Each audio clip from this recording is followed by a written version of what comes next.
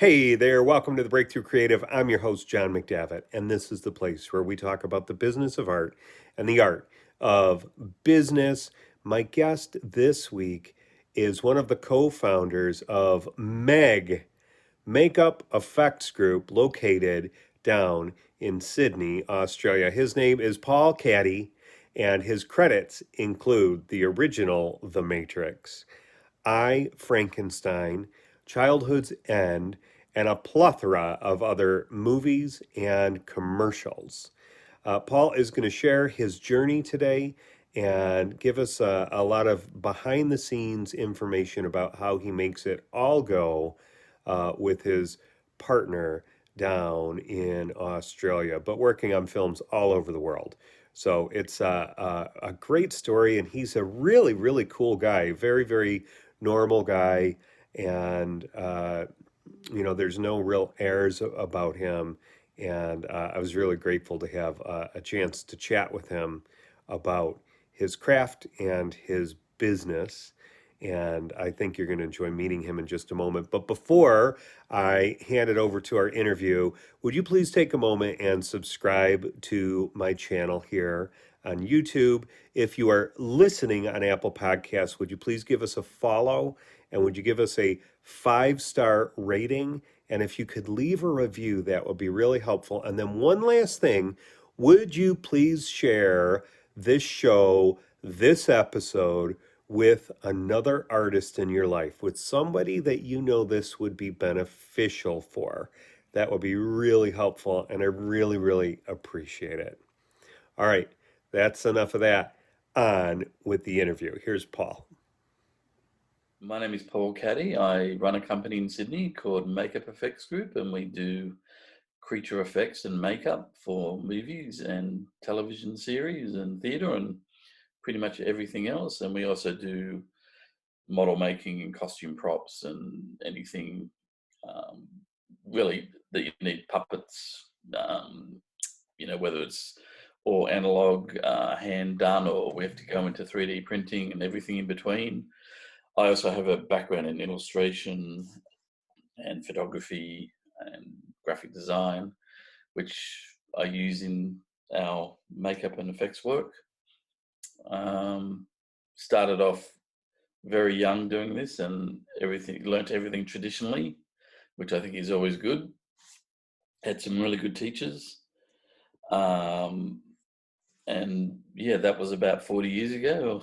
And I'm still here. And we've got a studio in Sydney, and we've got a nice studio, and we've been going ever since. One of our first big films as a company was The Matrix, which we did some cool stuff with. But one of our first overseas productions that we worked on was The Island of Dr. Moreau.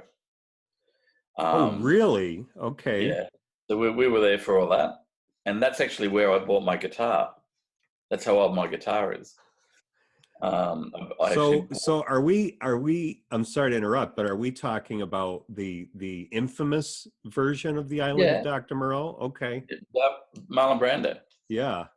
And everything, of course, was made by Stan Winston, but I was one of the on-set makeup artists, along with we had already started our company and had done some commercials, and this is about 95, 94, 95. We started at Makeup Effects Group in 87, so we had been working on lots of commercials and advertising stuff, a few little Australian films. And then we were on a commercial up in Port Douglas, shooting this beer commercial, and we built this barramundi puppet.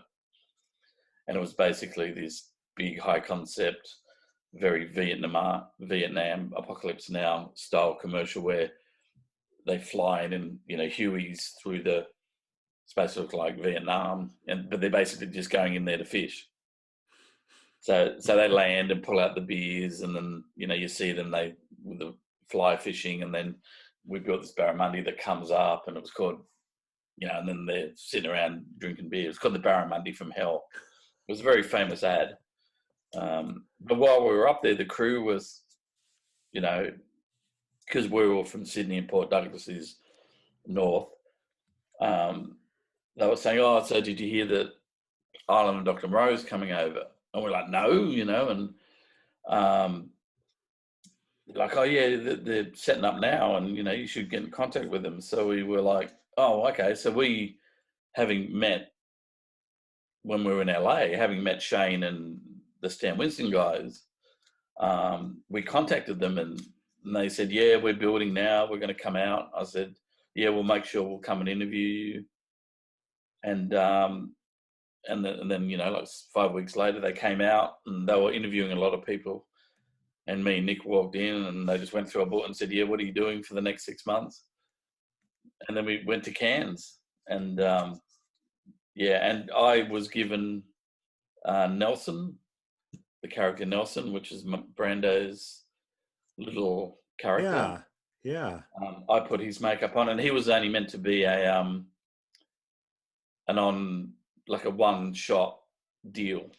But because Brando spoke Spanish and he was from the Dominican Republic, Brando wanted him as a sidekick, and he wanted him to wear what he was wearing. That was all Brando. So his character, they just start running pieces for him because they only run about he had a full suit originally, but he became Brando, and then they're writing dialogue for him. They're giving him a character name. His name is Maggi or something, and it was all because of Brando. But because I was doing his makeup, I was always standing next to Brando and John Frankenheimer, and often I'd be there touching up Nelson's makeup in the morning, and Brando would just be sitting there.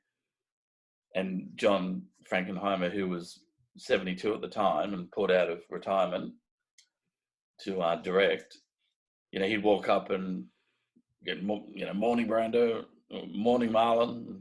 Brando go, "Oh, yes, hello, John." I can't do Brando.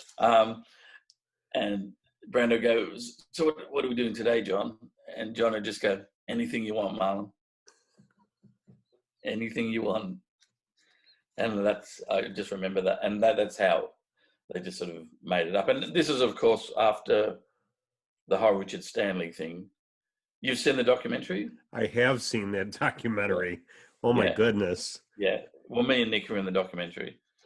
Probably a lot thinner. You probably don't recognize us. But just in terms of how Nelson,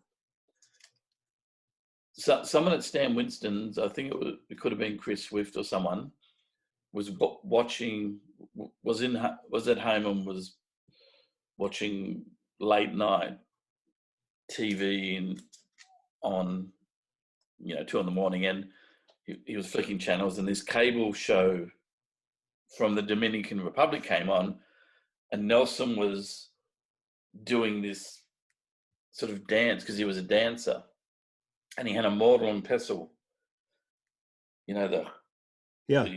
right, and he was doing this sort of erotic dance in this sort of sleek costume, and the Stan Winston artist was watching, going, what the hell is that? Is that a person?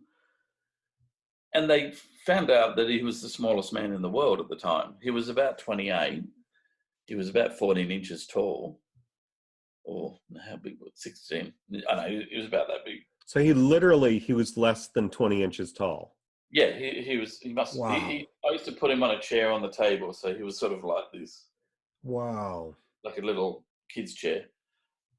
So they contacted and found out who he was, and he said, "Oh, let's put him on. Let's just have him walk on." And I think one of the artists sculpted this sort of creature. They called him the tandoori fetus, sort of this creature suit, and he was all sort of messed up. And he was just meant to sort of, there'd be like and I remember when they shot it was like a shot where all the animals were running through, and he was just meant to sort of walk across through the frame. But because of the whole Brando thing, when Brando turned up, he just turned into this other character. But it meant that I was his makeup artist. So that was pretty cool. So that was, I mean, what an interesting experience that you're working with Stan Winston Studios and with their work, and then you're next to Marlon Brando, yeah, and then John Frankenheimer. I mean, What Yeah. was that? That was early in your career, no? Yeah, it was, we'd been going for about 5 years as a company.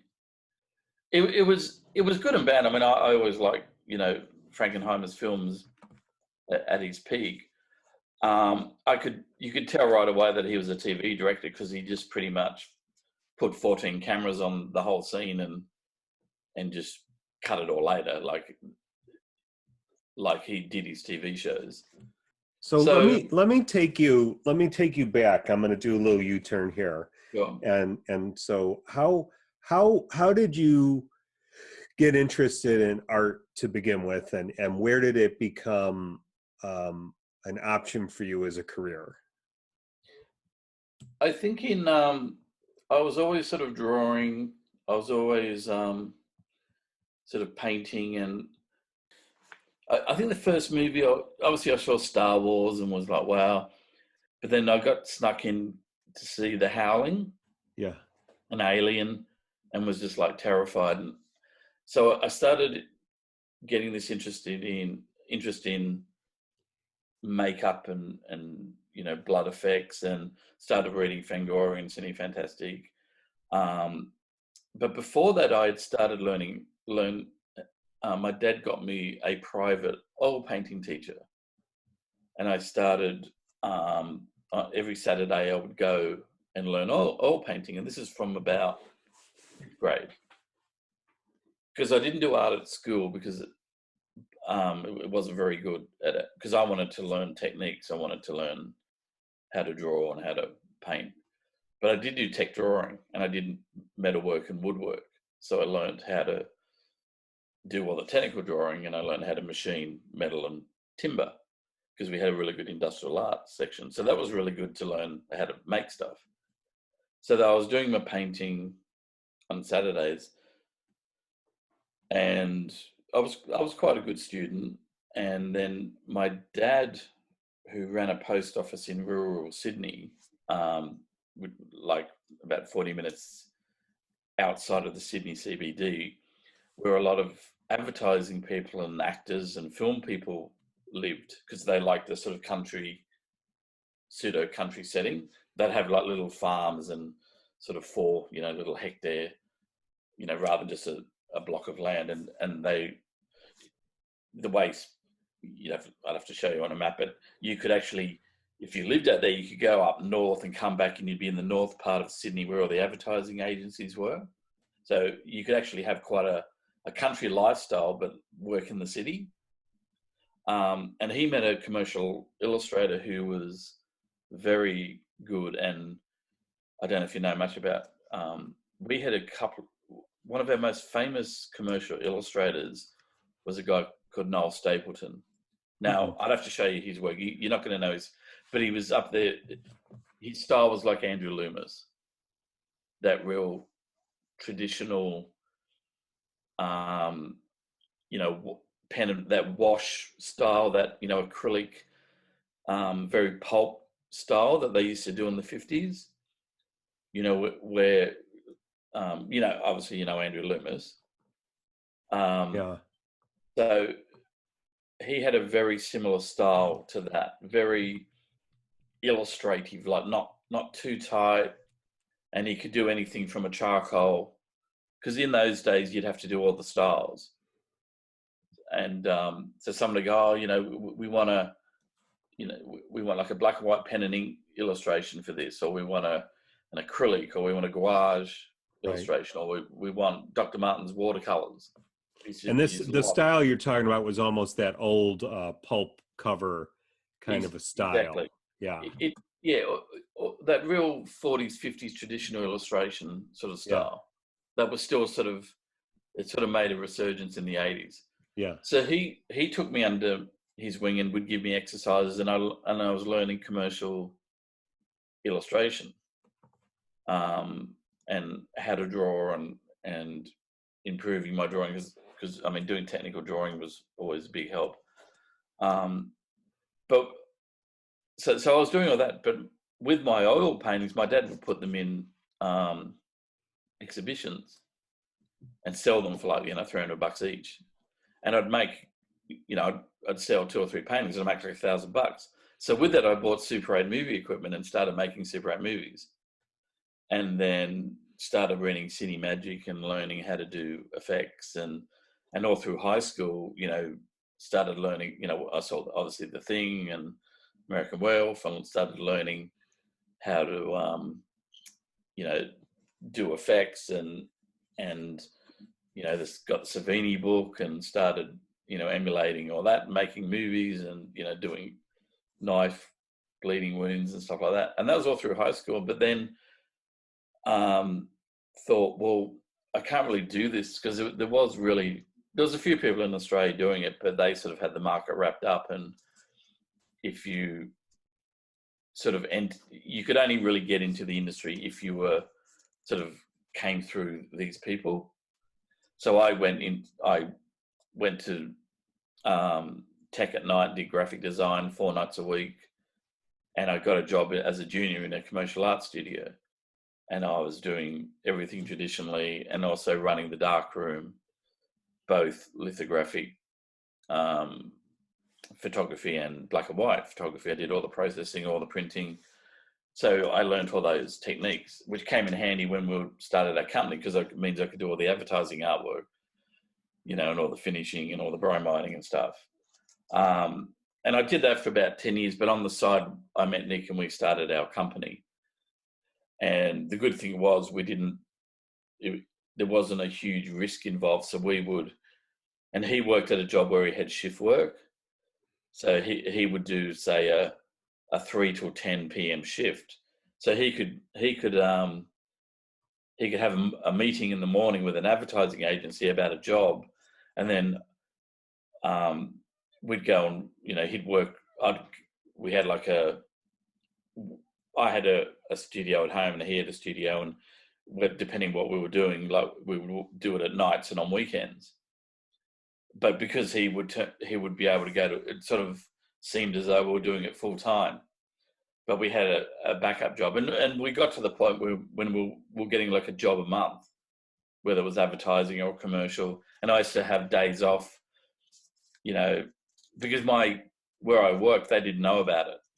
They were a bit funny. They thought if you had other interests or you weren't 100% invested in their company. So if I said, I'm starting this other company on the side and we're making money, they would be outraged at it. So I didn't speak of it. A few people knew, but they thought it was just a hobby. So I didn't really, promote it, but I'd chuck a sickie so that we can go and shoot a commercial. And then, and that went on for about 10 years. And then we got so much work. Let me ask, how did you and Nick meet, and then how did you decide to start working together? We met in 87 through a mutual friend. There was a makeup supply store in Sydney that I used to go and, get grease paint and, mortician's wax and stuff like that. And he did the same. And she's like, oh, you should really meet Nick. And this must have been about 85 when I just left school, 85, 86, because we obviously had known each other a bit before we went to LA in 87. So it must have been like, I left school 85. So it must have been 85. It must have been around 85. And yeah, this mutual person said, oh, you should meet Nick. He does a similar thing. And we just sort of started hanging out and working together. And then we thought, oh, we'll go to LA. And we did that in 87 and came back and did more work and built up more of a folio, and went back in 1990. I think they were doing T2 at the time. We met, more effects artists. We met Tony Gardner, and he was doing Darkman, all these people I still keep in touch with, by the way. We met Steve Wang, and again, he just done, I think one of the first Guyvers or something. And, yeah. And we went to the LA Convention Center, and they were having a screening of Robo Jocks and I Come in Peace. And he was there because I remember posting something on Instagram, and he goes, oh, I remember that. And then we came back thinking we were going to go to LA, as I said before. And after 8 months, that had all fallen through. So we were like, oh, well, maybe we should just start trying to get work here. And that's when we thought of, okay, let's call it Makeup Effects Group, which was the anagram, what do you call it? Acronym is Yeah, MEG, which we got from Meg Mucklebones from Legend. that's Not, awesome. not a lot of people know that. So we thought, oh, MEG and Meg. And we just started marketing ourselves to the chagrin of a lot of the industry people. And we really felt it because you could tell that even the agents and everything, because we didn't do like a makeup course in Australia. That's when we started doing Dick Smith's course. So when we started promoting ourselves and showing our work around, people didn't believe it was our work. Hmm. And they were like, you got to get references, and we'd done a few commercials and that. So they said, oh, you got to get commercials, references from the producers. And we're like, okay, we can do that. But and I remember being really frustrated because you could tell they were trying to stop us. And I can say this now because, 35, 40 years later, I don't care.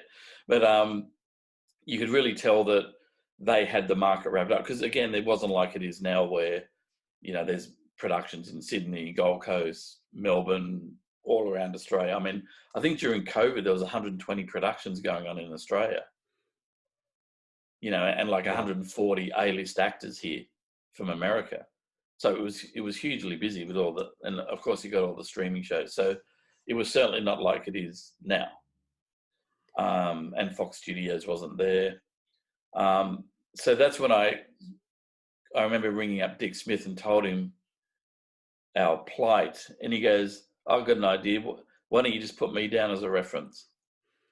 And that's when he wrote us a reference. And then like 15 minutes later, this Dick Smith reference comes out of my fax machine, and everything was faxed, saying that he taught us, and it's all their work. And I remember taking this to the talent or the crew agents that we have here, and they're like, "Who's Dick Smith?" And we're like, "Yeah, well, that's the problem."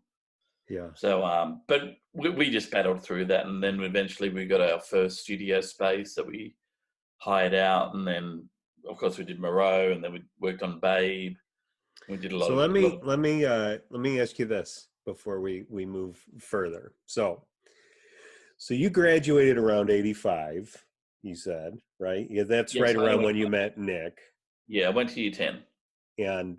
And so then you were doing commercial work, illustration and whatnot. Yeah, so I And should go back a bit. Went from year 7 to year 10.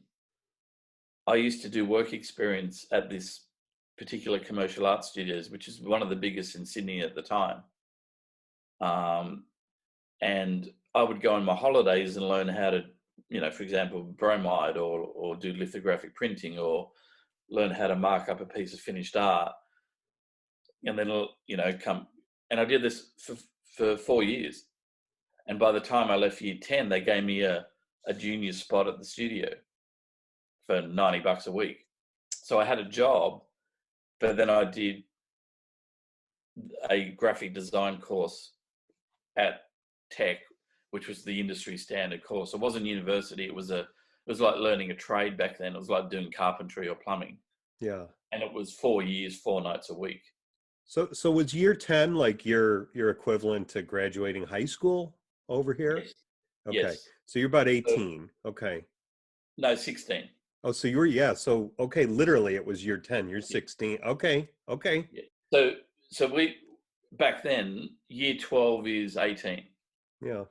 And they call that the higher school. So if you want to go to university and be a doctor, you've got to do the higher school certificate. If you want to go and do a trade or go and work in the bank, or you only need to go to year 10. But because I sort of had already knew what I wanted to do, I mean, the only other option, which I'm glad I didn't do, was to do year 12 and then go to film school. But I'm glad I didn't do that. I'm glad I learnt a trade. Yeah. So it was the best course of action. Were your Uh, parents helping to guide you in yeah, this, or? my dad was, I mean, he basically said, no, you can't do year 12 because you got to go out and get a job. Yeah. You got to pay board. But no, he was very influential and making me do the, you know, with my oil painting teacher and my illustration teacher, making sure I did the homework exercises. And my illustration teacher was really hard. Like, you know, he'd give me an exercise to do. I'd come back the next week. My dad would drive me up, and he'd go, "What the hell is this? This is shit. You can do better than this."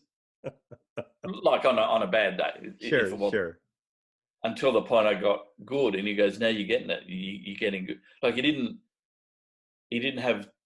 He was probably a little bit like Dick. He just didn't have time for fools. Yeah, So if he thought you did it good, he told you. If you thought you did it shit, he told you. yeah. Um, and he could always tell if you're trying to, you sneak lesser quality in. You go, that's right. You can do better than that. And I went, oh yeah, you can't fool this guy. So that set a standard for you early on Oh yeah, of what yeah, real quality was, and it was training your eye yeah, and and your humility. yeah. And this is probably this is from year 7, year 8. So all my school books would have, like my science book, for example, would have an illustration of Einstein on it. That's That awesome. famous photo of Yeah, Einstein I yeah, do in watercolor. yeah. Or some of my other books, so that they'd either have an illustration on them, or they'd have cut out photos of Evil Dead from Fangoria. So creatively and at skill level, you were ahead of the curve, right? I think I look back now and I think yes, I was, but then and it's funny because I follow so many artists, and it was different back then. Like I was learning stuff that not many, probably a bit like makeup, but not.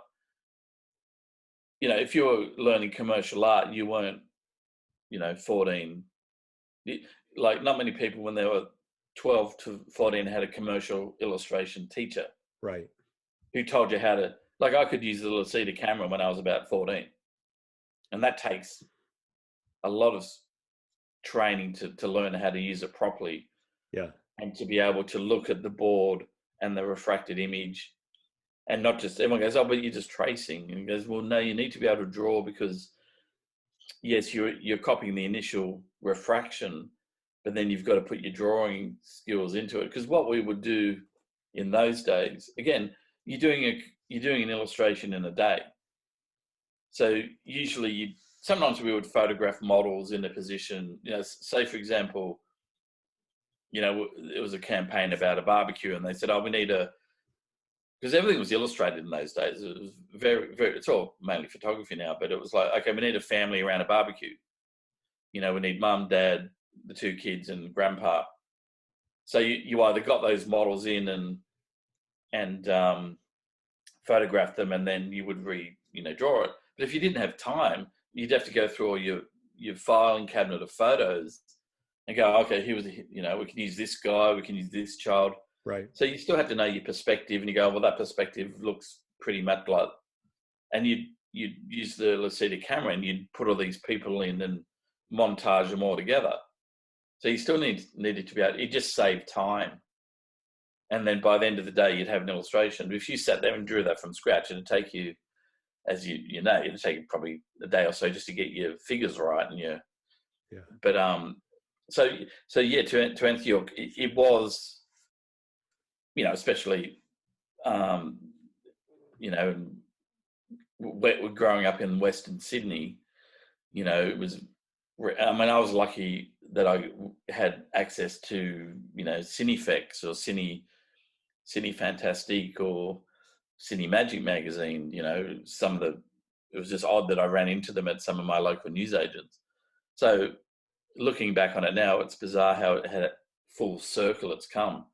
But I look at it, artists I follow now, and they're doing ZBrush, they're doing amazing sculpt. Like it's so, the level of quality is just so Yeah. awesomely amazing now that okay, God, these guys are so much better than me. And I think that's just the way it's with, globally, it's, everyone's amazing, Yeah. because, but as I said, like, I was learning, I think my oil painting teacher learned from a very famous Australian painter called Hans Hyson. She was really good. So I mean, probably haven't painted with oils in 40 years. That's why I want to use some of the digital stuff so I don't make a mess. But yeah, I think it was, and I was doing my Super 8 movies, and I was probably the only one in my school doing Super 8, and making a dummy and running it over with a car, and we had we used to go to school with axes in our heads and wounds, and we had a friend whose older brother had a shotgun, and we built a dummy in the middle of suburbia, blew its head off with a shotgun. A lot of stuff you couldn't do now, but No, you couldn't. uh, You couldn't do that stuff now. But so I think, yeah, it was unique. But like, you look at everyone doing digital filmmaking now, and like I can't. This is Super 8. It was all analog. Once you got learnt your way around a Super 8 camera, that was pretty much it. But like all the digital stuff now, I just can't get my head around. I mean, I shoot 5D stuff for my work, and behind the scenes and making of when we build our stuff, but that's just on a 5D. yeah. Um, So when yeah, you and Nick started working together, where do you guys overlap?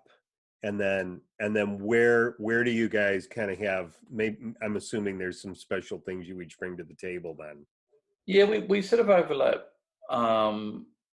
in a lot of areas. He had done a lot of fiberglassing, and I'd never, when I first met Nick, all of my I'd never really run foam latex, or successfully. Yeah. Um, all my sort of makeups were slush latex. So I would sculpt a thing, and I'd just make a plaster mold and just brush them up in latex. So they were pretty much latex and polyfoam. And then, I'd stick them on someone and blend them all in and make them look good. So he had a bit of experience with foam latex and molds and a few other materials. I had more of an art background and painting and illustration background, and more probably had learnt more in terms of sculpting and anatomy, and I've done like 4 years of life drawing as part of my graphic design, and probably was a bit better at doing human anatomy and stuff like that.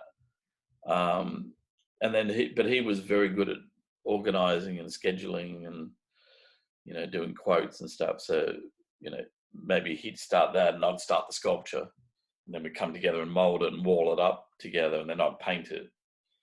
And then, we're going to run foam, so we'd run foam together. We were one of the first people that brought GM foam into Australia. Wow. We got it directly from Gil Yeah. Moscow. And it was such a revelation because we had only really used R&D before that. Yeah. Which is pretty much like, upholstery foam. But Yeah. and then, of course, you've got all your other, and it's funny how, I mean, even when we visited the studio, like we were at Rick Baker's when he was doing Gremlins 2, and met a lot of artists there that we reconnected with through things like Instagram and Facebook, and they're like, oh yeah, I remember you guys, come around, and we've had a few come over and work with us that were there at the time, and there's people that don't do it anymore, but we were met at Chris Biggs, like people like Evan Brainard, who was a mechanical guy, and then when we went back in 1990, we ran into at the cinema, just strange things like that, and obviously Steve Wang, we've talked, a lot of the stuff we've done in the last 10, 15 years, especially as the industry's grown here, was stuff that Steve Wang was doing creature suits 40 years ago, and he pioneered a lot of techniques that we weren't doing. So we would, if we got stuck with something, we'd contact him and he'd go, no, do it this way. And he was, and that's after meeting him at the Screaming Mad George, monster making contest. And then like 20 years later, these two Aussie guys have got their own company. And so you can sort of see from his point of view how that must sort of, it's just a weird sort of connection. Well, that's what's so unique, I think, about art, but about special effects makeup. And I would say, like, if you go, I was explaining or trying to explain Dick Smith's impact on the industry to somebody who didn't really know, and I can globally explain Dick in two really important ways, and I'm wondering if you agree with me. One is he broke the old Hollywood system he broke it open as far as the information being shared, because I remember him sharing how frustrated he was that he couldn't get any information about techniques out of Hollywood or out of the union, because it was kind of in the family and nobody wanted to share it, and it was old school Hollywood. And Dick was so frustrated by it, he decided he was just going to share everything with everybody. Yeah. And then the other aspect of Dick is that he revolutionized prosthetic makeup. I mean, it just didn't exist in the same way before him. I mean, certainly, Planet of the Apes, all of that was fantastic. But when Dick started to break down the components into smaller pieces, that was earth shattering for the industry. Yeah, no, absolutely. He said, I mean, and of course, all his other, the bladders, the smooth on bladders, the bleeding. Well, one of the things we've been doing lately, or as a homage to Dick, there's a TV series, a Netflix series we do about a hitman called Mr. In Between. Oh yeah. By the way, I saw that on your credits. I was shocked at how, I mean, it's got a Breaking Bad feel to it, but it's very unique and very different. So I wanted to ask you, did you do the effects for the scene where he gets his eye poked out? Yes. Yeah. Okay. We did. We've done all the whole. We didn't do the first series, but we know the director very well. The director, Nash Edgerton, was David Thewlis's stunt double on Moreau. That's crazy. Yeah. Wow. And I'll just fill this little story, and then we'll go back to Dick. And I met him on Island Dr. Moreau, and he was a stunt man, and he later on did stunts in Matrix, but he was always wanted to be a filmmaker and a director. And we met him and got on really well with him. And we were chatting once, and he goes, "Yeah, I just stunt, but and again, this is back when people were shooting on video 8 or camcorders. It wasn't as pre-digital. So whenever anyone went, yeah, I'm a filmmaker, I'm a director, you all go, oh, yeah, here we go. So he was going, yeah, I make shorts and all that. And we're like, oh, great, didn't know him from Adam. And then there was a film contest at the time called Tropfest, which was started by an actor friend of his. Because Nash knows everyone. If you look at his career, he's worked because his brother's Joel Edgerton. Oh, okay, that makes sense. Yeah, sorry. Oh, wow. Okay. Yeah. So his brother's Joel Edgerton, who was in Bright. Right. That's how you guys would know him. I mean, among other things. So of course he has that acting fraternity that know him as well. But a couple of months later, he wins Tropfest, and he made this really cool short film, and it's basically him. It was called Deadline, and it was basically him running to the office of Tropfest to get his film in by the deadline, which is 6 p.m. on a skateboard. So basically the film, and him doing all the stunts in between. So he's on a skateboard and a car comes and he rolls over the bonnet and he's flying, doing all these skateboard stunts, but it's Nash acting in it. and he won it, and that's sort of, you know, and we've known him ever since. And if you look at the story of Mr. In Between, based on Scott Ryan's movie The Magician, you look at the history of that.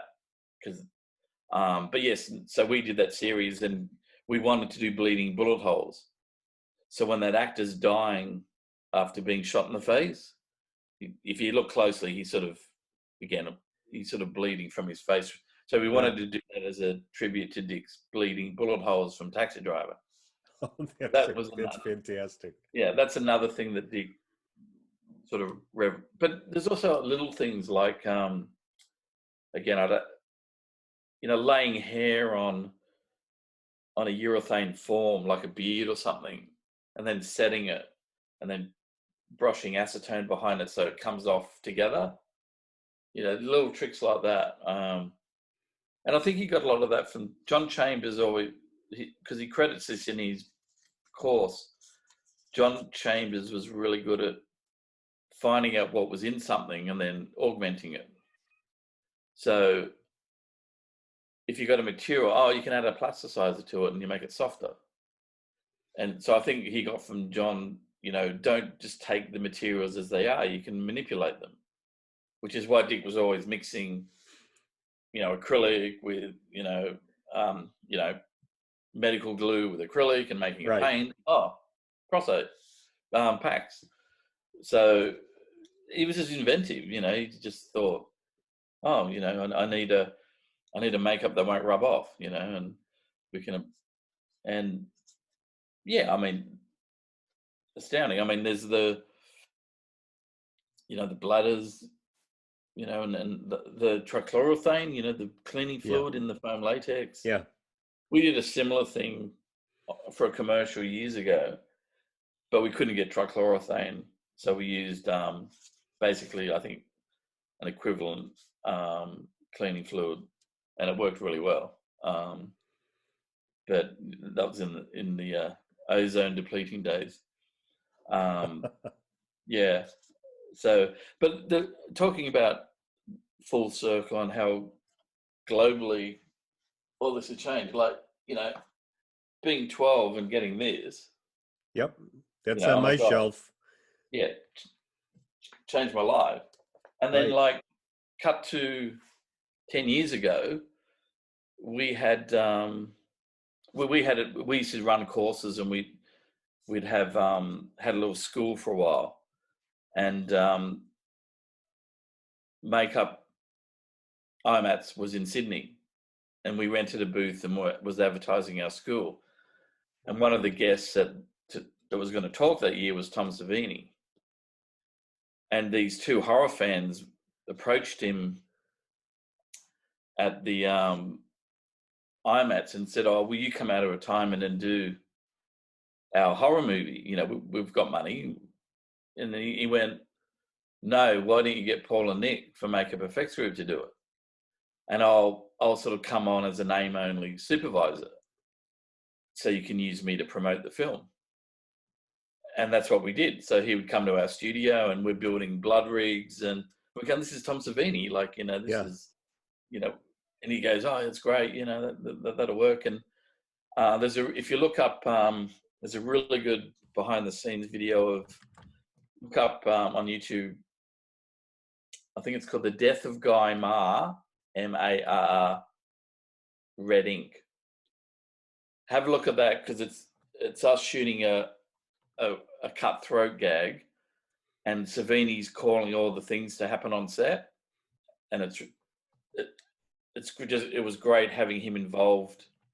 And when we shot that scene, what you don't realize when you watch that, we'd put the rig on, all the prosthetics, and because there was a blood rig in his throat, there was a blood rig on the guy's knife or hook, and there was blood in his mouth. There's all these things that had to be timed. And after we put this on, the producers were like, "Oh, you go, we're going to shoot." And Savini goes, "We're not shooting anything." And they're like, "What do you mean?" He goes, we're going to get all the timing right. We're just going to do dry runs. We're just going to sit there and work out all the timing. And like, "We're going to shoot." And he goes, "Do you want to do it in one take or two?" and clean up all the blood. Oh. So when you watch that video, that's after we've gone through all the timing and he's caught it all through. Okay, we're rolling camera. Okay, start the throat. So what you see him doing on camera is what we'd spent about, half an hour rehearsing while, no camera was running. So, yeah, it was really good working and seeing him do that. Again, we got it in one take. So that was first off, as the 12-year-old kid in you was probably, excited about that to begin with. But then to have someone who had been there before and is leading, really, I mean, the half an hour or whatever time you spent to do one shot, because if they had to do two shots, right, and clean up the blood, you're talking could be the day, right? Yeah. But see, they didn't understand what right. we're doing.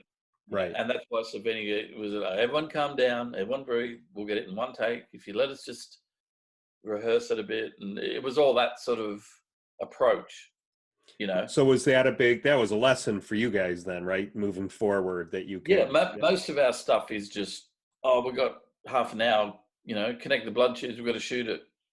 And we're like, can we do it tomorrow? No, we're going to, this is our last day. And most of the stuff is done that way, and unfortunately it does suffer sometimes, because what happens is, say you got a rig on a guy's face and you got all these tubes run, and he's in a car, you throw him in and you connect the tube. He's sitting on a tube weirdly and it's crimping. So you start pumping blood. It's not coming out of the cheek. Okay, can you move a bit? There it goes. And then so you don't have time to sort of fix it all, usually. And they go, we've got to roll. Well, hang on, it's not working, no, we're going to go. Just throw some blood on it. We wanted to shooting out of his cheek, So, but you just got to do the best you can. So you seem like a really matter-of-fact, kind of confident, competent guy. Not at all. So I mean, when you're young and you're getting into this industry, I mean, how did you manage the business side of things? Because did you have an agent? Did you have lawyers looking at your contracts? How did you figure out your budgets? I've got a good couple of. We've never really had an agent, to be honest. We've just always gone out ourselves. In terms of doing business, sort of effectively, when I was working at the commercial art studio, the guys that ran it was a very successful business, but they weren't very good businessmen in terms of they let people take advantage of them because they were sort of from a sort of Italian heritage, and this was advertising in the 80s in Australia. It was all very quick and, I don't know if you know, but we used to have 4-hour lunches because there was a thing that happened during politically during the 80s. One of our prime ministers came in and he piled on a fringe benefits tax. So all the advertising agencies were having 5-hour lunches and claiming it was a business meeting. So they would claim, well, we had a business meeting. Yeah, we were at a restaurant for 5 hours drinking champagne and eating lobster. And this is 1983 and spent $6,000 on a lunch. But we can claim that because it was a business meeting. This Prime Minister's put a stop to all that. So what happened? You had all these advertising agencies literally freaking out, and they were still working, but they were basically supporting their partying really, and they'd have Christmas parties and they'd be on yachts. I remember meeting directors on yachts in Sydney Harbour to talk about some job, and he's downing a bottle of champagne, and these were commercial film TVC directors getting $10,000 a day. Wow. Back and shooting $1 million commercials. So getting back, so he let people, so people would owe him $60,000 in terms of a bill, and they'd come in and go, I need this brochure done by this afternoon or in a couple of days, and he'd do it. And I'd go, well, why are you doing it? This guy owes you 60 grand. And I said, why don't you? And he go, oh yeah, but you got to, he was too, you got to keep your mate. I said, well, and the thing I've learned about the film industry, there's not a lot of loyalty. Just because you do a job on some guy's film doesn't mean he'll use you for the next one. So I think we just learn, and we've never really been.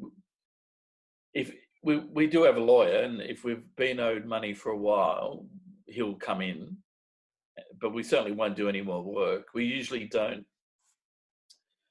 go on set unless they've, like, say, for example, we build something. Usually it's all pretty good.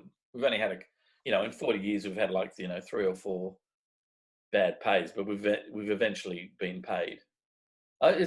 To us, it's just sort of common sense. Like, we say, okay, it's going to cost you, X amount for us to build this. We always bill on set separately. So say if we go, okay, to build this, it's going to be 50 grand. It's going to take us 5 weeks. You pay us 10 grand a week for the build.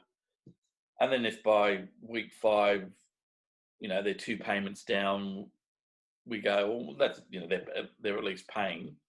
If they've paid nothing, then we know, well, hang on, why haven't you paid anything? Oh, yeah, you'll get paid. It's like, well, until you pay, we're not going on set. What do you mean? And that's, we've learned that from a few people we've worked with over the years, other effects people that have owned shops. And then on set separate, it's a separate billing system. And so if we do like a week on set and that doesn't turn up in our pay, then you've got to investigate that. But it's usually been pretty good. How did you learn that aspect of it? How did you learn to know that studio work is different from on-set billing? I think maybe half of it we sort of picked up from other people, maybe some other people that had gone before us that did befriend us and didn't, and did share stuff with us. I remember when we met in LA, we met Rick Lazzarini, and we used to write to him all the time. And he gave us for the life of me, I don't know where, he gave us like a formula.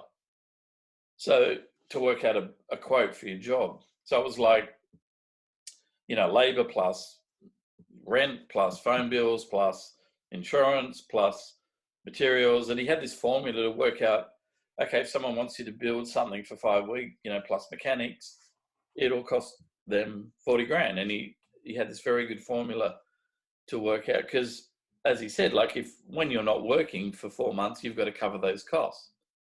So I think we learned that, and also look from, how other people do business or how to do it wrong. And I was reading a lot of books at the time, a lot of sort of business, because we were self-marketing and we were sort of going out there by ourselves, and early on getting a lot of knockbacks or rejection or people bad-mouthing you so you wouldn't get a job. Have you heard of the tall poppy syndrome in Australia? Mm-mm. I don't know if it's just the tall poppy syndrome. Mm-mm. It's like, being cut down when you're okay. And I don't know if it's uniquely Australian, but it's called the tall poppy syndrome. You can look that up. It's like a poppy. I've never heard it. It's a great one. So yeah, it's like an analogy for someone up here, and then someone comes along, just chops them from below, and just because they don't want them to. Again, when you start, you sort of, and we didn't start off going, oh, we're going to be. I mean, especially when we did The Matrix, and even when we did Moreau, and then when we started getting more work and having our first studio, I was always like, oh God, we'll be lucky that this goes for 15 years. I always thought it was just going to die out. But now, as a filmmaking sort of centre, Australia's grown, and there's more studios and there's more productions coming. So we're sort of hit 35, 40 years. I'm like, wow, okay, who would have thought? But I remember, when you start, you're sort of a bit naive and think, everyone has your best interests at heart. And I remember after we got Moreau, we were we did the interview. They said, yeah, no worries, works fine. We'll see you in a couple of weeks, and 6 months in Cairns.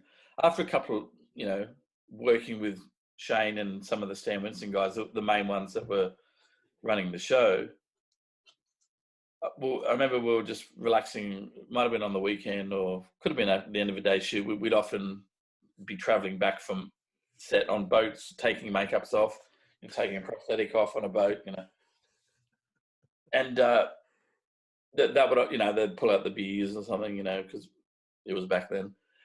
So we'd be, doing that, having some beer. And I remember one of the Winston guys asked, goes, "Oh, so," and what won't mention any names, because we'll call him Joe Blogs for the. He goes, "Oh, so what's the deal with you guys and Joe Blogs?" And we're like, "What do you mean?" He goes, "Oh, he doesn't like you guys very much, does he?" And we're like, "Why? Well, what did he say? Or how did you?" He goes, "Oh, because we were interviewing him for this job as well." And we're like, "Oh," and he goes, he said some really interesting things, and we're like, "Really? We've never even worked with him." Like he goes, I said, "What did he say?" And he said, "Oh, one of the things he said was that you guys think you're better than you are." And I was like, "Really? Dude, is that, we've never said that, we've never strutted around thinking, the best people in the world and everyone was shit. I don't know how he would have picked that up." He goes, "Yeah, no, that's what we thought. We thought it was a bit weird, and you guys don't seem like sort of that sort of gregarious and arrogant, I'm like, "Yeah, I know. I'm first to say it's shit, Um, and I said, "Well, what else did he say?" And he goes, "Oh, he just said something like, you guys were, when you did makeup application, you were a bit slow." Hmm. I was like, "But we've never worked. How would he know? We've never worked with him. It just sounds like he's making it up." Yeah, He that's goes, like "Yeah, professional character assassination. That stinks. yeah, exactly." But that was common back then, because a lot of these people had got all the work.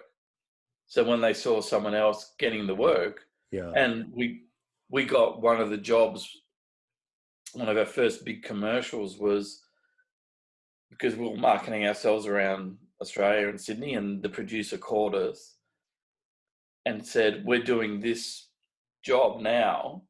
This guy did this before. Can you do better than this?" And we were like, yeah, we can. Because it was rough. Right. Those edges showing and stuff like that. And we said, yeah, we can blend in better than that. And because we were doing Dick Smith, we weren't sort of running around going, "Well, awesome," but we also knew, well, we were at least, I remember when we started on Moreau, we were thinking, "Oh my God, these guys are going to be so amazing." And, obviously they are. But when I was comparing, I thought they were going to have all these amazing techniques and stuff we'd never even heard of. But because we'd done Dick Smith, it was all pretty current. Yeah. So we're going, "Oh, actually, my application, it looks like we're doing it right. We're putting the packs down properly and thinning it on the edges. And, that looks like he's over there. So we must be doing something right." It wasn't this sort of paradigm sort of shift of, "Oh my God, we're so out of our depth here." Well, it's cool to find you belong, right? Yeah. It's like Yeah. you're in the midst of it, you're like, oh, Yeah. okay. You can wipe your brow and go, Yeah. hey, we can do this. The thing we did pick up, which I picked up right away, was how quick they were Yeah. and what they knew they could get away with. Mhm. That was our main thing we learned. It was like, "Oh yeah, you can really whack it on." Whereas a lot of, especially if you watch the Abe Lincoln video of Dick putting on the Abe Lincoln, Yeah. like, it's beautifully done, but he's so meticulous when he I think he takes half an hour to put a lip on. Yeah. But, which is just awesome. But these guys were literally getting a face and going, "Doing." Yeah. So I mean, it's all good. It wasn't, yeah. And we learnt, oh, they're using that sealer, they're using that cleanser, they're using, oh, they're putting Adagio on their paint to make it matte. So there's little tricks that we were learning. So, yeah. But That's awesome. I love how you and Nick I mean, this is the sense I'm getting from your story, is that you guys just went and did it. Like you know you did all the things you need to do. You're learning.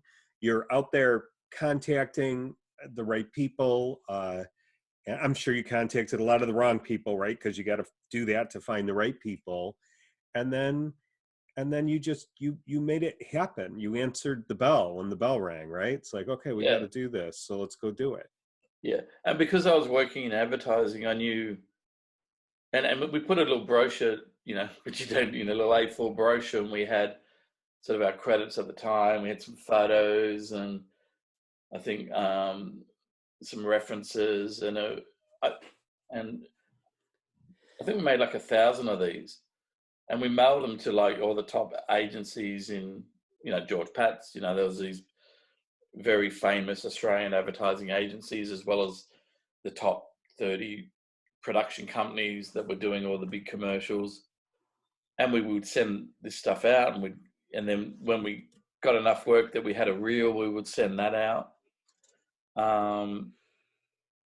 It was like, oh my God, we've got five commercials and 3 movies we've worked on, and we'd cut that into a little reel and then make it all, because my friend I had another friend at the time that was a film editor that worked for one of the big, again, this is before, this is when all the commercials were shot on 35, cut on 35, then MEG cut on 35 and reprinted by the lab for a TV commercial, and then telecine to 1 inch. So we've, and that's the other thing. When I say we've only started doing it, we did it a couple of years ago. We had all these 1 inch of all our high 8 behind the scenes footage of the Matrix digitized, but we've got 40 years of high 8 camcorder analog footage that we've put on 1 inch that we have to get of all our old commercials and all our old work that we've got to get digitized. Because, yeah, as well as doing over 50 movies, we've done about 170 commercials. Wow. And again, a lot of that was when commercials were a really big thing. You could literally have a career in commercials and not even bother about doing film. Yeah. And vice versa. And there was even a bit of a, oh, you work in features, you don't do commercials, and vice versa. There's certainly, oh, you work in theatre, so you don't do film. Right. And we've done a bit of theatre work, and it's definitely a very separate thing, that as well. But it was actually quite fun to do some commercials in the last year during COVID, where they were big, $2 million art department budget, which is what it used to be like. They'd build, it'd be I know, say it was a commercial about, I know, some family medical care or something, and there was a scene of the father and kid in the bedroom. They'd build a bedroom set, with bunk beds and deck it all out, and it'd be a $150,000 set of just a bedroom. But they'd do it because they could control the lighting and Right. and it'd be a 5-day shoot, and then obviously everything went to location. But it was good to do some commercials, back then. I remember one of our big commercials, the Duracell bunnies. Yeah. We did a version of that with puppets. These big, and again, you can look on our YouTube channel, you'll see it behind the scenes. But I remember it was an American, and again, this was a time when a lot of Australian production companies would have offices in LA or New Zealand or Berlin or Europe. So they'd be like, even though you were quoting them in Sydney, it'd be a director from LA, and he'd come over to Sydney and shoot because he wanted to work with a certain DP, or he wanted to shoot in Sydney at a certain location or something. So you'd be working with all these international directors. And we got one of them, I remember we quoted on this job, and they literally called back and said, "Are you sure you've quoted high enough?" And stupidly at the time, I went, "Oh, yeah, no, that should be fine." We should have said, "Oh, actually, yeah, can you double it?" But we, of course, we were too nice. And as it turned out, it was fine. It was a big, hard job, and we ended up finishing, 5 a.m. in the morning for a 6 a.m. call. But we used to do that, especially when we were working full time. We would often, I would finish, because mine was pretty much like a 9 to 5. I'd go and work at night till 1 in the morning. And then, depending what shift Nick was working, he'd work during the day, and maybe, so say, for example, we'd make a mold at night. He'd open the mold the next day and then clean it out. And it was actually sort of quite an efficient way of working. And then by the time I'd finished work, we'd run the foam latex, close the mold, bake it, turn the oven off at 1 in the morning, and then the next day we'd demold it in the morning. Oh yeah, that worked. Oh, that didn't. This is ultra-cal molds, so they were usually very alkaline. So your first foam run was just like, looked like Swiss cheese. And this is when we really love running foam latex now, because we've really understand. And there's a section in Dick's course where he talks about learning the alchemy of foam latex.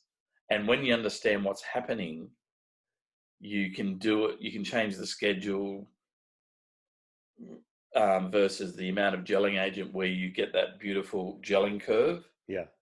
When you know what's happening. And that's sort of where we're at the stage now. So we used to like fear running, because, oh God, is it going to work? Is it going to collapse? I mean, we knew why it was happening, but we didn't. It was like, okay, we're going to dry the mold out for a couple of days, But because we were doing a lot of stuff so quickly, and we learned ways of combating that with alcohol and castor oil to get rid of the alkalinity and stuff like that. But now we're like, oh, okay, we actually look forward to it, because everything's pretty much silicon these days, but we look forward to running parts in foam latex. It's really quite fun. But I guess that comes with, experience and old age. Yeah. But there's still things that we're learning, which is good. When we did Childhood End, we learned, because we've done a couple of creature suits, but it's not like, a shop like K&B that are doing a full body creature suit every week for, every show they do. So, but we learned a lot on that when we did Childhood End, in terms of the foam shrinking, that way a lot. Right. So that you sculpt your wrist here, but it ends up being here, same with the neck. So we learned when we did a film called Necrotronic, we had a full creature suit in it, and which is what Steve Wang does. We added, 2 inches to the wrist and to the neck. And so that when it shrunk, we got things falling where they were meant to be. And then when we do the overlaps with the gloves, everything lines up. You haven't got like a glove finishing there and then the wrist finishing there.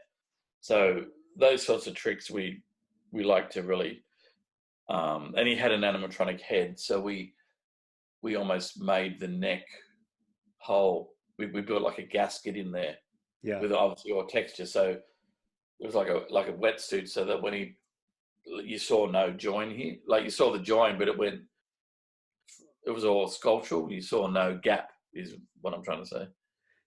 So those are wonderful things that you learn, but that come out of error, right? You're like, I don't want that to happen again. Yeah. It's just refining the approach and the technique, and just getting it, really schmick and tight. That's what we love doing. So, and that's, we were doing this creature suit, and we called out to, because it was basically, we wanted like a red foam latex, and we called out to Roland, Roland, the foam guru. We're like, how did you get the Hellboy suit red? And he sent us the formula. Wow. And Roland's helped us on a couple of jobs in terms of running, with his tricks, and being such a foam latex pioneer, which we were very, very grateful for. So that's good. And, and because when we weren't busy, I would often hire myself out, and that's how I've worked on The Hobbit and Narnia, and working with like Howard and Richard Taylor and stuff like that, and learning how they do stuff, and seeing, stuff up close and their crew members, um, patching something, and they're like, oh, you do it like that, do you? Yeah. So yeah, I would often, and I do it, and Nick doesn't do it. So whenever we had it like a quiet period and something big would come up, like Lion Witch in the Wardrobe, and they would need someone for 4 months or something, I'd just go as an on-set makeup artist, which is great because you're not worrying about budgets or schedules. You're just there to do your craft. And I remember on the first Narnia, people would come up and go, "Oh, you must be really nervous. Like, this is such a big job." I'm like, nervous? I go, you try running your own shop and dealing with budgets and schedules, and we've used another 10 gallons of foam. We didn't budget for that. Oh, what do we do now? That's when it's pressure. Just coming and turning up and gluing the makeup on is just practicing your craft if you're good at it. That was obviously it's tiring but in terms of panic stress about the overall job, right. That goes to Howard. That's not my department. Right. Well, that's the difference between showing up and getting paid to laser focus on one component, and then obviously running your own show. It's just There's so much more going on. Yeah, and the good thing about that is, like I did Bomber on The Hobbit for, I don't know, 4 or 5 months. You literally do it in your sleep, and I got it down to like an hour and a quarter or something. You just, but then you look at it and go, God, geez, that looks really good. You just get such into a rhythm, which, those sorts of makeup sort of require, and sometimes that's hard to capture when you're, I mean, most of us, you're not doing a 4-month makeup anyway, but I think the longest, I think Charles Dance was on Childhood End was about 28 days. And that was hard. I mean, we had other people who were sort of, what's the term? Running the application so we could do other stuff. But like, I would help them position the face, and I'd have to go and run another face because it was such a short schedule. Then I have to come back into the makeup and help them with the painting or whatever. But so wait, so literally while they were applying the makeup and I'm getting doing Charles Dance ready, you then have to run back to run another set of appliances for the next day. For the next day. Okay. Yeah. See, what happened was I think we were. It was a really good job in terms of we really sort of grew in terms of techniques, but it was also one of the jobs where I thought, there's no way we're going to get this done, because we had to do 2 creature suits, one for the stunt double, and he had the horns and all that, and we got the molds of him, the body cast, sent over from England, and we started to break it all down and sculpt it, blah blah blah. And this is like, say, October 8 or something. Say it's now, and he was meant to be on set January the 20th. So let's say so it's October now. He's on set 20th of January next year, right? We're like, oh, that's good time. So we start building the suit and working, and getting approvals, blah blah blah. And we said, say November. Say after like 6 weeks where we've molded the sculpt and we start working out, or maybe we're still, anyway, we said, can we get Charles probably beginning of December to start trying stuff? And they're just like, what do you mean? We're like, can we get him over? So they're like, he's not coming here till the 15th of January. I said, you're kidding me? And they're like, no. I said, we're going to try that. How are we going to know this is all going to work? So we literally put for the first time, and it wasn't painted, and he didn't want to wear the makeup, which I can probably safely say now. But after, because he was worried he was going to be unrecognizable, but we made sure we put, and he's very recognizable, we made sure we put his face into the sculpt. But he was worried about being covered up, so he didn't really want to do it, which is probably why he didn't come to the 15th. But we were like, we don't even know if this is all going to work. You know, he had that really big chin on him, Yeah. and I thought, oh, is this going to just hang off his face? Because it was, at the time, it was solid silicon. I ended up putting a foam insert, so it wasn't. So there's all these uncertainties, as well as not having the suits finished and painted. It's a beautiful makeup. I mean, it's really, I mean, to be able, Charles Dance has such a recognizable face, right? And then Yeah, he's a really good actor. yeah, And to put that on him, that must have been, well, stress aside, right? To get yeah. a performance out of somebody of his caliber of artistry. It, it, And turned, it turned out to be one of our favorite characters. It initially we thought was going to be Chaos. I mean, so just going back to, like, we're trying all this on, and you know, we throw the cowl on him because he had like a foam latex cowl. yeah, And I'm looking at the cowls and I'm looking at the stuntman's cowls. So yeah, you had a lot of sets to do. Sorry, yeah, didn't mean to cut you off. Go no, ahead. that's fine. But the funny thing is, this was produced by the Sci-Fi Channel, right? Yeah. And one of the persons that was over with it, you know, the director was, when we're trying all this on, was a woman from the Sci-Fi Channel, and she's looking at the cowl, which is just thrown on. It wasn't it? She goes, "Is that going to buckle like that?" And I'm like, I said, "Don't you guys do Face Off?" She goes, "Yeah." I said, "Have you watched it?" Because we were so frustrated at this time. We go, "What are you? That's not even glued on. What are you talking about?" She goes, "Is it going to be that color?" I said, "It's not painted." So all these sort of stupid questions. But anyway, so we got through that and thought, okay, and we got it painted. And the first day on set was the stuntman in the full suit on stilts, and they directed, because the whole thing during this as well, which was an added pressure, was like this sort of, and it was a 3-part miniseries, and each part was a feature-length thing. So it was 3 movies. And Charles was in. I don't think he's in the first one. I think he appears at the end of the first one, and then he's in the second and third.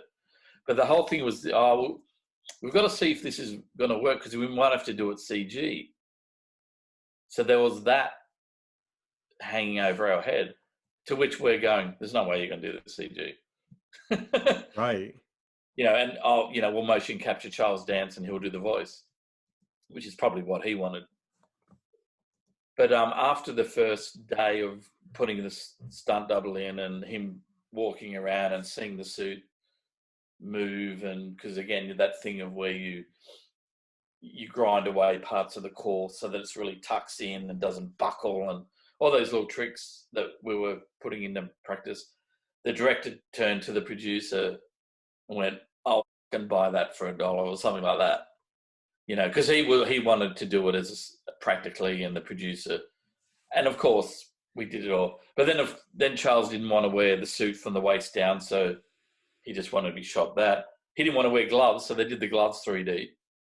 So they took his gloves off, cut from the waist down, so he just stood there, just to do his dialogue. We had puppeteered wings behind him, but again, it was a bit of a.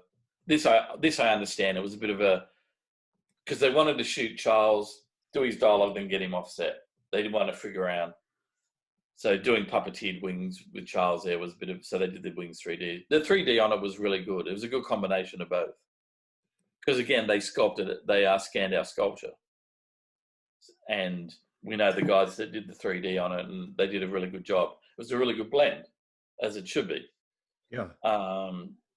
So, but yeah, there was times, because the other thing too, when we were baking the bodysuits, our timer on our oven went. So by the time you run a mold like that, with 5 people, and you've skinned it and you baked the skin, and by the time you close that mold, it's a process, and so you don't get the steam laking. It's like a 16, 18-hour bake. So you put it on at 1 in the afternoon, and you got to, because our timer wasn't, so I'd be coming in at 3 in the morning to turn the oven off. So that was another added sort of thing, but it all worked. And when we first put it, we had to learn how to work with Charles. And once we did that, he was a joy to work with, and he actually liked the responses he was getting as the character, and liked how he looked and everything. But initially, I mean, I don't like the process either, and I think he thought he probably didn't know us from anyone, so we basically, like, he sort of came in and oh, can you put this? We said, yeah, whatever, music. Oh, can you put Graceland on? Paul Simon. We're like, that's fine. We put that on next morning. Can you put Graceland on? I said, do you like Nick Cave? How about Nick Cave? Who's Nick Cave? Oh, he's an Australian performer. You'll like him. So we put that on. Oh yeah, I like this. Next morning, can you put Graceland on? Now, how about another Australian band, Hunters and Collectors? So anyway, but when I think after the first day, we were a bit intimidated because it's Charles Dance, and we were like a bit tiptoeing, and as you are, and he this doing all that, and we said, not that I'm not going to. It wasn't like he was purposely trying to walk all over us, but he was certainly telling us he didn't enjoy the process. So probably thinking, I'll show, I can, I'm Charles Dance, I can be whoever, and we, which I think earned his respect. We said, Charles, I know this is a horrible process and it's going to take 2.5 hours, but all we can do is make it as comfortable for you as we can. But you've got to understand, we need you to sit still and give us our time so we can do our best work. It was something like that. Yeah. And I think he went, oh yeah, I get it. I understand. Yeah. And after that, he was quite, and he just sort of went to sleep. He was quite a joy to work with, and quite funny, and ended up signing a big print for us, and telling us stories, about, because I used to do, I used to go, so have you ever worked with Michael Caine? I go, oh, I've got the best Michael Caine stories. He goes, I was at a,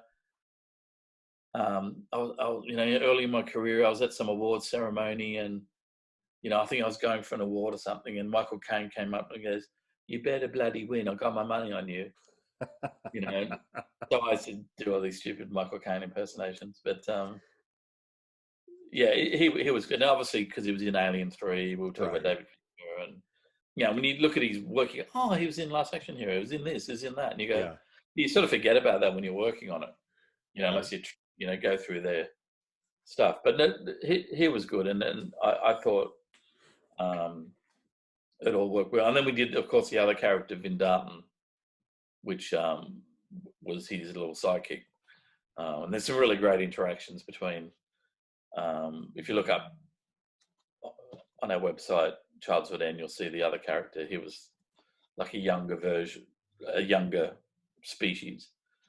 And it was funny when it came out, because the whole religious right went off their rocker about, and if you look at our YouTube channel, if you look at the Childhood End videos, there's all these comments like, how do you feel about creating Satan, and you guys should be ashamed of yourselves, and Nick was posting some of these on Facebook going, people are so stupid. For a start, it's the whole point of the book is that, it's an alien race and they think it's Satan. So they've missed the whole point of the book. Right. I just thought, one of the things I want on Moreau, again, it was that big film, but that point out, that they say, be careful of, meeting your heroes. I'm meeting Savini and Dick Smith, and was awesome, and meeting Rick Baker, and the funny thing is, especially what I look back on, is that he's this teenager in Sydney that lives out the west. You know, he's riding his BMX bike, and and then cut to 20 years. You know, he's in LA meeting Dick Smith and Screaming Mad George, meeting these people he read about in high school. Then cut another 20 years and working with Savini in Sydney, and then the whole sort of globalization of the industry, where I can either through Instagram or I can email Joran Lundstrom and ask him a technical question. I can ask Steve Wang a question. I can ask Howard Berger a question. How did you do this effect on Kill Bill? That was this fire extinguisher filled with blood. I think that's really sort of carrying on Dick's legacy. But I remember at the wrap party of Moreau, I was actually sitting at a table. Actually, Marlon was there, and Marlon was by himself, just sort of, I didn't really. Well, one thing cool with Marlon was that he had his original makeup artist from On the Waterfront. Wow. He said, who I forgot is his name Perry? I'm going to say Perk Westmore, but it's not Perk Westmore. It's not Perry. Phil someone. Okay. Who essentially just held the mirror because Marlon did his own makeup. All that suntan idea from the movie, that was again all Marlon's. The ice bucket on his head, it was all Marlon. That was all his idea. So Marlon was by himself, but his name's Phil because he had stories about working with Errol Flynn on The Bounty. Errol Flynn is an Australian actor from Tasmania. So he's like 86. So he would have all these stories, and we'd listen to them, talking about doing the Phil Rhodes, doing the doing the sail cut on the Bounty or whatever that film was. Yeah. So that was really cool. But I remember at the table, and I said, "Oh, there's John Frankenheimer by himself. I'm going to ask him the secret of being a film director, because I was always interested in, because I was making Super 8 films.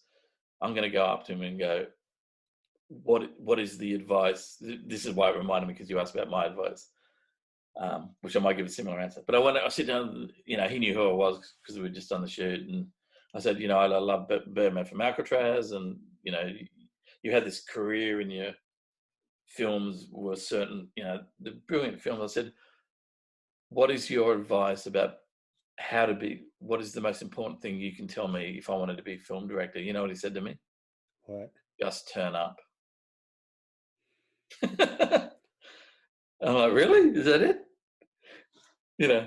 Here's me thinking he's going to do like Coppola going, you need to write, you need to learn how to write, or you need to learn how to lenses. You need to know all your lenses. You just turn up. And I was like, I don't know if I should be excited or. Well, do you know the artist? He painted the giant portraits. Chuck Close. Do you remember Chuck Close? Yes. So he just passed away, I guess, a month ago or so. Oh, okay. And one of his, here's a guy who was prolific throughout his career, even and maybe especially after he had the aneurysm in his neck that left him quadriplegic, and he still had some movement. He could paint. And I want to get his quote right. Let me just look real quick. Chuck.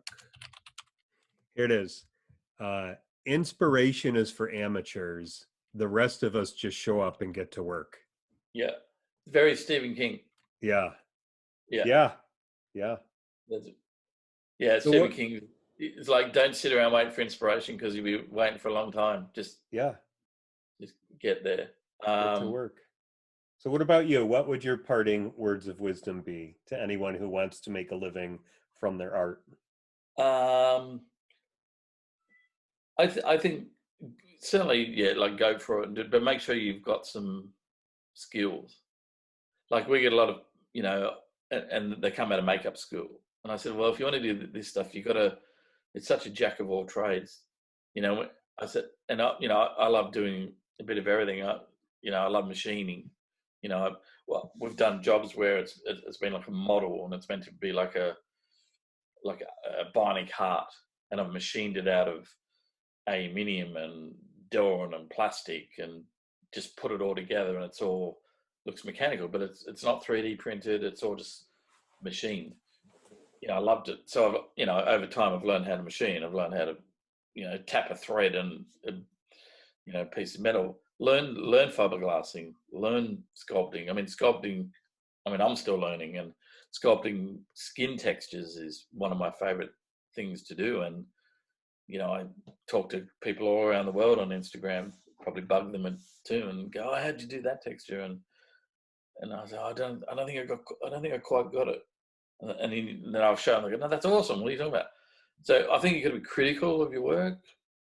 Sometimes I might be too critical. I might get down on myself. I know what I'm good at. I know where my weaknesses are, and I'm certainly, try to work on those. And I know other people's strengths. Like I know sculptors that are just awesome at form. Can sculpt animals, sculpt faces. Can't do a prosthetic sculpt for their life because they don't understand the overlaps, the thicknesses, the corrected positives, and where you've got to add clay to taper down an edge, and where you got to take the clay off the back of another piece. That's completely foreign to them. But I'm good at that. That's one of my favorite things to do. So if we've got a crunch, and that's because I did Dick Smith and learned all his tricks about doing that. So I can get a really good sculptor to block out a head on hydrocal because he's really good at anatomy and really good at, he might be good at doing demons or something because he's into that. So he could do that in a day, and it might take me, a bit longer, but then I'll break it down and I'll do all the skin texture because I know I can do that better than him. So it's knowing what you're good at and not sort of, I mean, if I can do it, I'll do it. I mean, sometimes we do jobs where it's a proof of concept job. So you're sort of doing it. It's like a short film for a feature film project. So they don't really have any money. So you go, okay, well, when do you want to shoot? And they go, we'll shoot in 6 months. So it's okay. We'll do it in our downtime over 6 months. And I'll spend, 2 weeks doing skin texture on a face because I've got the time to, which doesn't always happen. So, but I think it's that, but just learning. I mean, there's, I've still got tons of stuff I want to learn. Like, I want to learn, this program and maybe,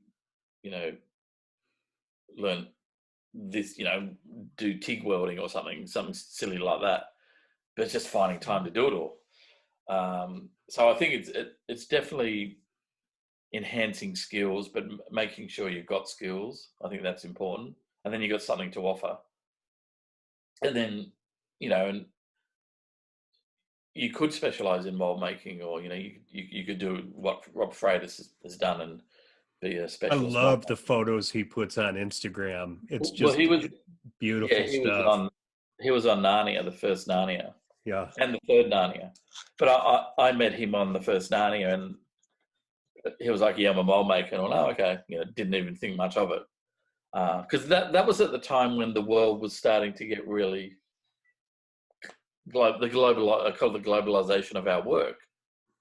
And then he showed me all photos of his collapsible cores, and he was showing me some trick he did with, which I think he's since done a video on, where you do that trick where you have a removable lip on your prosthetic so that you can sculpt the lip above it and all that sort of thing. And I just went, oh, this is just beyond, our thinking. But also, too, those guys were exposed to a lot of stuff that until recently we weren't exposed to. They did a lot of experimenting. I mean, they were using syntactic epoxy, back on Jurassic Park. We've only been using that for the last 10 years. They were doing collapsible cores. I mean, I know Dick did versions of collapsible cores, but they certainly weren't doing. We certainly weren't doing, a lot of what Rob was doing back then. Right. So, but now that's all around the world. Right. There's people in Sweden and there's people in Denmark. They're doing collapsible cores for board caps and stuff. So again, it's that thing of learning more and educating yourself, and that's one of the fun things I like to do. I like to learn and read up. I mean, Neil's magazine's amazing, and how different people paint stuff and how people are running. Oh, they did that prosthetic, 250% softness or something, but that's one of the magazine like Neil's Prosthetic Magazine is that exposure um, to all those different techniques, and then trying to come up with your own little tricks and stuff, and which maybe I've got a few, but I don't know if they're unique in terms of no one else has done them before. But that's always fun to try and work out something cool. Yeah. But I think so. I think it's that. I think there's that whole believe in yourself and all that. But it's hard when you haven't worked for 3 months. You go, oh, are we ever gonna work again? Yeah. It's a very feast and famine sort of industry, and you've just got to a lot of the time, we'll do, as I said, proof of concept jobs. You do stuff for, they don't have a budget, but you do it because they might be working on a feature film and that they want you to do the proof of concept. But that doesn't necessarily mean, unless you sign a contract and say, if we do this, you've got to use this for the feature film. So it's that thing about sometimes, most of the time they do, you've built up a relationship with a director or a producer. But again, it's not an industry full of, I guess a lot of industries aren't full of guarantees. So you just got to do your best, but I guess believe in work. There's still stuff I want to do, and I know I can do better. There's artists around the world that I just admire their work and go, oh, I'd love to do something as good as that. So I think just always growing is a good thing as well, and maybe not take yourself too seriously, which sometimes I do. Yeah. That's good stuff, man. Thank you so much, Paul. I wish I made myself look better. I'm a makeup artist. No, you're next to me. You look great. So if people want to find your work or contact you or anything like that, where can they find you? Oh, okay. Our website is megafects.com.au. So that's MEGEFFECTS.com.au. Our YouTube channel is under Makeup Effects Group. So you literally just type in Makeup Effects Group. No hyphen in makeup. And our Instagram is, I think Instagram is Makeup Effects Group as well, our handle. Thanks, man. Yeah. You rock. What did I tell you? Wasn't that a really cool interview? Paul is just such a cool guy. And I'm really grateful for you, Paul. Thanks for being my guest, and thanks for everything that you shared. My takeaways overall are that you're this guy who had a sense of what you wanted to do and had some talent and interest and a skill that you were developing, and you went after it. It started out as 2D. You're working in illustration. You're working in design, and you just followed this thread with your friend and your partner Nick, and before you knew it, all these films were coming down to Australia, and they were ready for the opportunity. That's pretty amazing. I talk about that a lot. Being prepared for opportunity. Luck favors the prepared, right? And here was Paul and Nick, and they were ready for it. I just love that he ended up working on The Island of Dr. Moreau, and that he had this first gig with Marlon Brando, a heavy hitter in the film industry historically, and he's working with Stan Winston's team doing the makeups on site, and that was exciting. And then, he took a moment to go and talk to John Frankenheimer, the director, just to ask him, hey, what's it all about? And Frankenheimer, this storied film and television director, tells him, hey, it's all about showing up. Just show up. And I love that. Just show up. I can't tell you the things that have happened in my career just because I showed up. Paul could tell you the same thing. He just did, as a matter of fact. And it's just fantastic. When you show up, you don't know what amazing things can happen. And so then Paul found a mentor in Dick Smith, studied under Dick, and had Dick's full backing when companies down in Australia didn't believe they could do what they said they could do. And they got the full weight of Dick Smith's recommendation behind them as they began their foray into the commercial industry down in Australia. So that was absolutely huge. And then they had this wonderful time with Tom Savini, where Tom Savini suggests them to do all of the rigging and effects for these death scenes in this movie. And Tom says, "Hey, I'll be the name on the screen. I'll oversee it. I'll be on set to make sure everything goes smooth." And so they get to witness a guy who has, well, he's a legend in the industry, right? But he also knows what he's doing, and they get to witness him run a master class in how to manage the director and everybody else on the set specifically for the effects sequence. And they just learned so much from that. And I put a link for that down in the description of this episode, so you can go watch that. You can actually hear Tom Savini calling out all the direction, and it's a really cool video. It's short, it's well worth watching. And then, I just love that Paul, you worked not just for your big studio, but you also would work double time, right? So you're working part time on something else or full time on something else while you're growing your business. That's really smart. And then, if business was slow for the studio, you're off doing makeup on The Hobbit, or you're available to do something else. So you're not just sitting idly by, you're filling the time. So there's so much to love about Paul, and there's so much to love about his story and his journey. And I encourage you to follow Makeup Effects Group on Instagram. I encourage you to go see their website. And again, the links are below. And what a cool guy. I've had a really good time just kind of talking back and forth with him as he's been sending pictures and whatnot for the episode if you're watching on YouTube. So thanks for all that, Paul. Really appreciate you. And for the rest of us who are watching, hey, get busy about the business of doing whatever it is you need to do next to move your business forward, to move your creative business forward. Maybe you need to learn a new creative skill.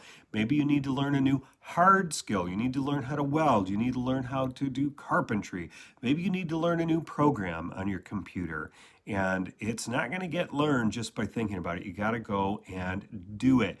Maybe you need to take some business courses, or you need to read a business book, or you need to learn how to speak in public. Whatever it is, go do it, okay? Get busy doing that. And I will see you next time. Thanks for watching. Cheers.